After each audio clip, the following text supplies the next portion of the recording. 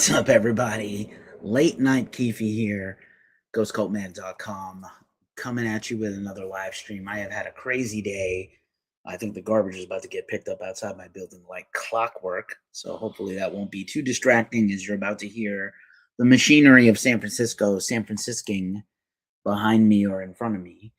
But I wanted to come on and do a live stream. I've been struggling a little bit with my mental health, and I wanted to come on and do a few live streams this week. There's some really cool stuff to talk about. If you don't watch this live, maybe you can watch this on the replay or on our podcast. These shows are always podcasts at the end of the day. We do have a few people watching on YouTube. I appreciate you. It is late at night on the West Coast, which means it's late or early everywhere else in the world right now. But I wanted to come on to talk about the brand new Iron Maiden documentary, Burning Ambition. I thought it was really well done. I saw it about a week and a half ago, and I realized like not many people have had the chance to see it yet. So I wanted to make sure that I got to see it and bring you my real review right before everybody else.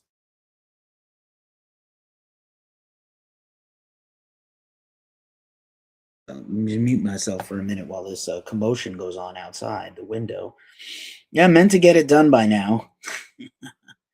That's how it goes, folks. That's how it goes.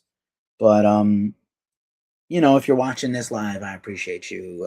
If you're here late at night, usually TikTok's always got some people on. YouTube's always got some people on late. Brandon Machado, what up? What up? Some people are on TikTok at this hour, and my wonderful, amazing, gorgeous, beautiful fiance is here. Way past her bedtime, but thank you, babe. I'll see you in about a day and a half. But I wanted to come on. Like I said, I wasn't feeling too well today. And I just wanted to make sure I got a couple of streams in this week. So the goal is I have a whole bunch of doctor's appointments tomorrow just for some housekeeping. And then I'm going to Ichabod Bain is also here. I have some doctor's appointments. I'm going to go see the Blood Incantation All Gates Open documentary experience. And then I'm going to come home and probably eat dinner and then maybe do another stream. And there's some pretty banger albums coming out this week. I might want to do a review of at least one of them. But let's just talk quickly about Iron Maiden and the Burning Ambition documentary. Before I do that, a little bit of housekeeping. Recently, I did a live stream on Jason Newsted's recent round of interviews. Still hey, Michael Licious is here, and Buddha is my live. I'm still a bucket list for me for Jason Newsted. I would love to get a chat with him, but he's been doing some phenomenal interview stuff lately. I'm really proud of him for speaking his truth always. Also, this week, we had a brand new interview on our YouTube and podcast with King Ultra Mega, including Bran Dollar of Mastodon, and of course, the founder of King Ultra Mega and Metal Allegiance, Mark Mengi, who we always have a good rapport. But Bran, just recently, King Ultra Mega dropped their cover of Dead Wishes. It was just Cornell's death anniversary, if you will. So a really deep emotional interview. I'm really proud of this one. I'm really honored to get a chance to talk to Bron. And I hope eventually to talk to Mastodon someday formally. But I've hung out with the big guys. I've hung out with all the guys. And I actually saw Mastodon before they were famous. GG Fan is here. What up, what up? Zozia Zazambi is here. iZombie is here. Nami. Queen Lovey. Jizz 01, I think, also on the gram. So that interview came up, and then in the morning, what's up, boo? In the morning, our new interview with Sun Don't Shine is coming out. Now, we've had a lot of interviews with the guys from Sun Don't Shine, but this is really a first. Their debut album, full-length album, is out now, Birth to Death, and I talked to Kenny Hickey. You know him from Typo Negative. Q is here. What's up, Q? And Todd Strange, who I've met a bunch of times but never got to do an interview with. So I was really excited to interview Kenny and Todd. And if you're in, not only should you be listening to Sun Don't Shine, because one of the best records this year so far, but Kenny dropped some exclusive Typo Negative news on us that you will not want to miss. I wouldn't be surprised if it gets picked up by other outlets. I'm always humbled and appreciative if Blabbermouth or Loudwire or somebody shouts us out or, shares our thing. But this is one If you love typo, this is one you need to check out. But you should be checking out already. You should be checking out the. You should always be checking out the Sun Don't Shine album. So that's coming up in a few hours. And then just my other podcast, we're wrapping up our series on AC/DC. I love this cover of Nick as Angus from the Power Age album. And we have our final episode. That's out now. And our final episode on AC/DC is going to run on Friday. Super stoked in general. And then we're moving on to a new series about the first 4 albums of Deicide. I can't do it as good as Nick, the Deicide voice, but just saw them recently and they were phenomenal. All right, there's our tip menu. As always, you know, we have some money that comes in from advertising, but we're always appreciative of tips. If you're feeling tipsy, not my real ones and everydayers and my fiance, but everybody else, if you feel like supporting us, we appreciate it. Every bit of money we make goes back into Ghost Cult. You can show your general support with $3. You can always buy us a coffee on Ko-fi for $6. You could become a real one. Hey, LA Sparky, what's up? And thanks for all the hearts and stuff. And also, Prissy is here. Appreciate you for following us. At the end of these pods and these videos, and live streams, I will come back on and follow you all wherever you followed us. Instagram. But check out our website at ghostcultmag.com. In case you don't know who we are and this is your first time here, Ghost Cult is your 24/7 news source for rock and metal news. We have a staff of around the world. We cover metal festivals and concerts every week. And we review albums about 400, 500, 600 a year sometimes. And we have interviews like Mastodon, Alice in Chains, recently Napalm Death, a bunch coming up soon. So check us out and give us some love and support. We appreciate you. And again, I will rate your song if you send it to us. And also, I do music business consulting. I've been working in the music industry for many years. I had bands for 20 years, and I have led and taught classes on releasing albums and EPs and managing your social media presence for bands and labels. So check it out. And you can tip us at all the things: Cash App, Ko-fi, PayPal, Venmo, whatever. It's all good. But anyway, let's talk about Maiden. And let's talk about Burning Ambition. So my wonderful fiance and I went to the movies here in San Francisco at the Metreon AMC. There were Thursday and Saturday showings. And I will tell you, the Thursday showings were all sold out, completely sold out. And I heard that that was the case in a lot of other cities. And then for the Saturday show, our theater wasn't completely full, but it certainly had a nice little crowd. And they were very vocal and enjoyed the movie, as you would expect metalheads to do. Whenever there's one of these things, like Fathom Events showing a Metallica concert, or I remember going to the movie theater on the Lower East Side of New York City to see Day of the Guisano when Slipknot did their big Mexican concert film. That was insane. I saw the Black Sabbath final concert back from 2013 video there, waiting to hear news about the Back to the Beginning. I think it's a rights thing.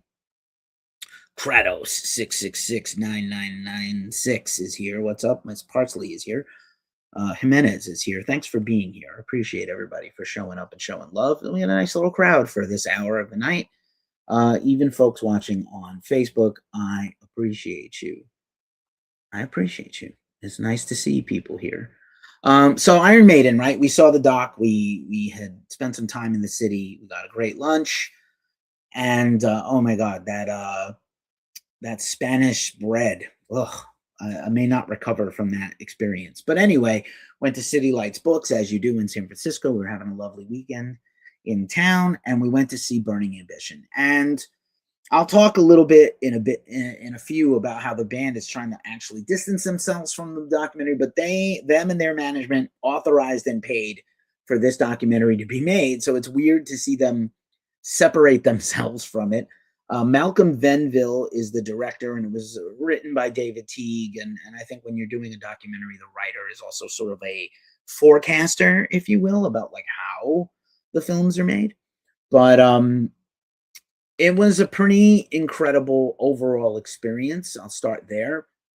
It told the whole history of the band and vis-a-vis their impact on the world. Iron Maiden if you wanted to say that Iron Maiden is the greatest metal band ever, most people wouldn't fight you. Some people will say Black Sabbath. Some folks will say Metallica, Megadeth, Slayer. Maiden surely on the Mount Rushmore of metal bands. They did not pay less attention to any era of the band, despite the fact that the main lineup of the band was together for 45 years, the most notable lineup, if you will. And I love that they told the story from the very beginning, not quite in the early childhood detail that the Led Zeppelin documentary did, Becoming Led Zeppelin, but enough of, where Iron Maiden comes from, how they formed, what drove them to make the music they make. And really, it kind of begins and ends, as always, with Steve Harris. Steve founded the band in 1975. This year is, 1976. Last year was the 50th anniversary of Iron Maiden. It's now into this year. They're touring on the Run for Your Lives 50th anniversary tour. It was always Steve's vision, ultimately, and it still is Steve's vision. He's written most of their songs, got the most writing credits in the band. He's written quite a good deal of their lyrics, the direction of the music. And then as time has gone on, other, Adrian Smith, Dave Murray, Bruce Dickinson, other people have had a hand in the writing. But it's really mostly Steve. And you can kind of see Steve's kind of driven direction is what led the band to be uncompromising and so successful, and why they are so big beyond their music. Iron Maiden is a movement. Iron Maiden is a vibe. Iron Maiden is a phenomenon.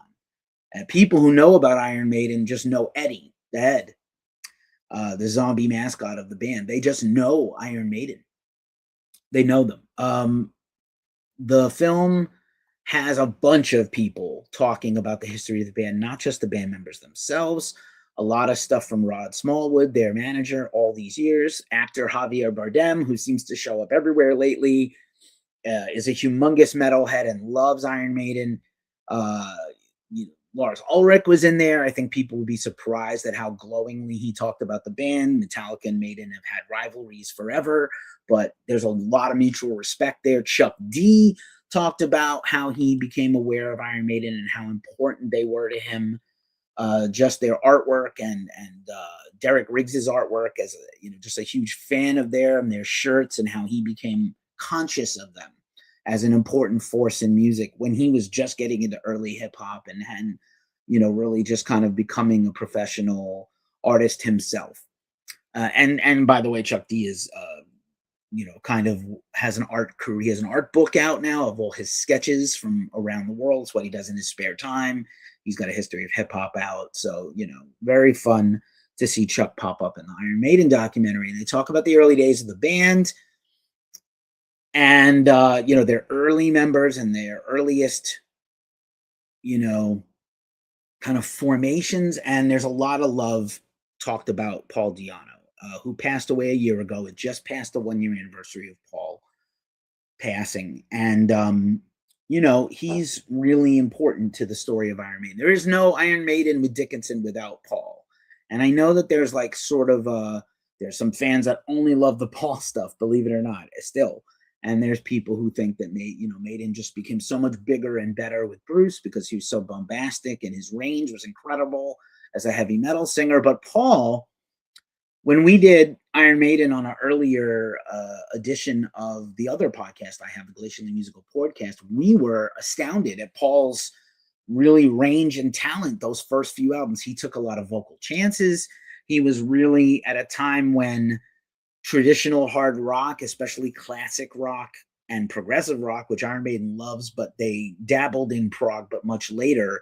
When all the punk bands came along, Paul was kind of a punk. He was one of them, or at least he looked very punky with his studs and his leather and his tude.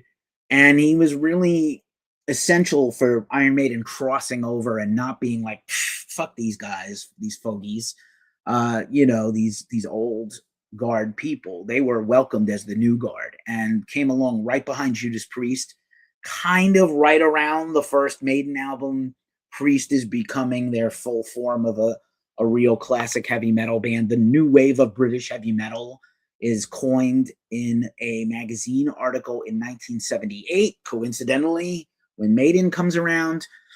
And, the film spends a lot of time on the early days of the band and the early lineup and the different drummers and guitarists who came through. But those first two Maiden records, the self-titled Iron Maiden album and Killers, are just phenomenal. And I know that maybe there are experts who will say that Maiden's records are not even, they're uneven, like a few absolute bangers, a couple of other good songs, and some weak ones.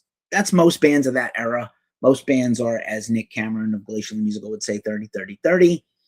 But I think it's important to note that Maiden really was one of the first true heavy metal bands. They made heavy metal music for heavy metal fans, and they really helped start a movement. Sabbath really did not embrace being metal until later, even though they were clearly metal. There are a lot of bands that are almost metal. There are a lot of songs that are metal-ish in the history of hard rock and classic rock, but they're not metal bands until Judas Priest, Black Sabbath, and Iron Maiden. And Maiden is absolutely in that holy trinity, especially before the American bands take hold and thrash metal becomes a thing. So then they go into the Bruce era. They get Bruce.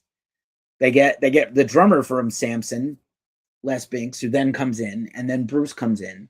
And, it really opens up the range of the bands. And the run of albums that Iron Maiden has, including Paul's albums, those first 7 or 8 Iron Maiden albums are tremendous. And they had a bunch of singles that are not album songs, like Twilight Zone and things like that, that were humongous before they were on albums or compilations or whatever, Aces High, things like that, that became singles. The band was wildly successful and humongous right out of the gate. Started in small clubs. People maybe weren't aware, and then they just became a global phenomenon over time. And obviously with Bruce, they grew and grew. Number of the Beast, Power Slave, Somewhere in Time, Peace of Mind. These are iconic albums. Some of their later stuff, that Live After Death is one of the greatest live albums of the 80s. It's a banger. I'm a big fan. I still like Fear of the Dark, which was the last album with Bruce. And, it was kind of warts and all, the good and the bad. Kind of the Bruce versus Steve, and Adrian and Dave versus Bruce and Steve. And, Nico comes in, and he's also so physical. And, Les is a great drummer, but, Nico is so physical as a drummer. He really put them over the top. He was able to support that over the top music with his playing ability, which, you got to show respect, ultimate respect to. And then they talk about the fallout, like the band was starting to drift apart. And Bruce kind of told them at like halfway through a tour in 92 or 3, he was quitting. I'm doing a solo album and I'm leaving the band. And, they were angry and they were mad. And, it really put a strain on things with Steve. And then they talked a lot about the Blaze era, and Blaze is interviewed, and he was like, I'm grateful for the chance to be in Maiden. Most of the fans embraced me. Some of them didn't. It's not Blaze's fault entirely that the material was, diminishing and not as up to the classic material, although some of that stuff is still great. And the Klansman is still played a lot on tours. And Blaze, took it right in the face from fans. There was a lot of people mad. And Bruce took it in the fan. I think Bruce didn't think maybe clearly like how big a star he thought he was versus how good his solo albums are. I think those first few Bruce solo albums are terrific. Yo, Tito, what's up? Good to see you, brother. I'm here talking about the Iron Maiden documentary. Late at night on the West Coast. You are up early on the East Coast. So, yeah, man, really tremendous job. They gave a lot of respect to Blaze. And then there was kind of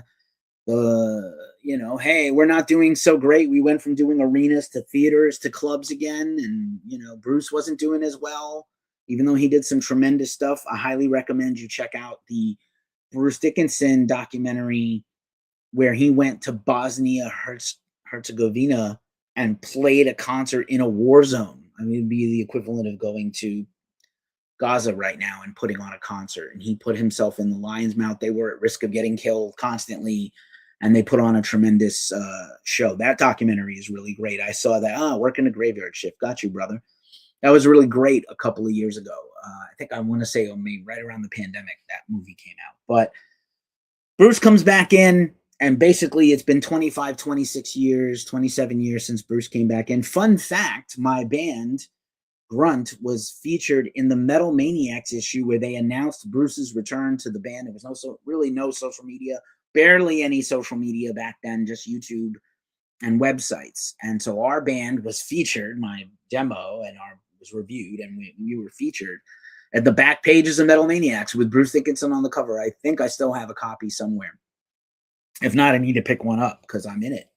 In my very mean looking Carl Hart hoodie days. But anyway, then they take us up through the last few years. I'll talk about Nico stepping down and Simon Dawson coming in, which we did a whole live stream about last year when that got announced. The band has tried to put some distance between them and the documentary, which to me is confusing because, okay, people gave, you gave the director the final edit, they're going to put out what they saw and heard and the story that was told to them, they're going to retell. And so if you don't have the final edit and cut on the film, it's going to come out unbiased, which I think is the best.